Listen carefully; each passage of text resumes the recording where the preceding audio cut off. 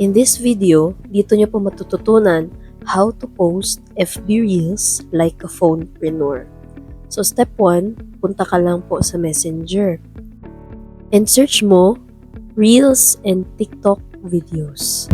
Lalabas ang GC na yan at dyan mo makikita yung mga videos na provided na ng team na pwede mong ma-download and pwede mong ma-re-upload sa any of your social medias. Pwede Facebook, pwede TikTok.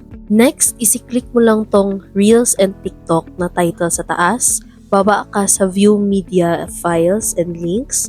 And dito mo makikita yung mga videos na pwede mo pagpilian para i-post. So, pili ka lang dyan ng videos. Ang gagawin mo, kung may napili ka na, click mo lang tong arrow down sa taas. At yan, magsisave na yung video. Pili ka ng 3. Sample ganyan, 3 videos. After mo dyan, X mo lang, and punta ka na dun sa Facebook mo. And click mo lang yung profile mo, yung picture mo na nasa left side, and then baba ka. Kung makikita mo, merong reel. Click mo lang din yan, and andyan makikita mo yung mga sinave mong videos. Click mo yung isa, yung una mong na-save. Next mo lang. And regarding sa hashtags, ang Facebook po ngayon limited na to 3 hashtags. Kasi pag masyado madami yung hashtags, maguguluhan si Facebook kung saan niya isi-spread yung video mo. So much better itong mga hashtags na to ang suggested na isulat mo.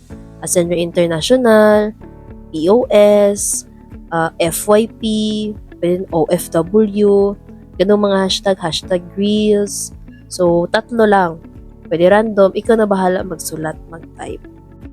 After nun, share now mo lang. Click mo lang yung share now and ulitin mo lang yung step na ginawa mo.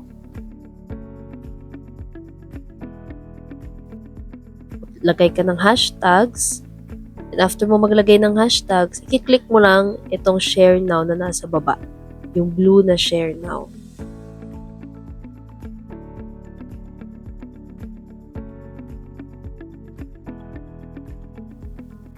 And ulitin mo lang ulit for the 3rd time yung ginawa mo. Okay? So, 3 beses mo siya gagawin. And ito yung maganda sa Reels kasi pwede mo siya i-post na dire-diretso. No need for intervals. Pwede mo siya i-diretso post. Kaya kung ikaw, part-time ka, at kung yung free time mo lang is 5 minutes or 1 to 2 hours per day, kayang-kaya siya gawin. So, yan, makikita mo na yung mga Reels na pinost mo, sunod-sunod na yan. And next is, pwede mo nang i-apply and send mo yung screenshot na nagawa mo na to sa coach mo para ma-confirm kung tama ba yung nagawa mo or meron ba siyang mai-suggest pa na mas mabuti mong gawin.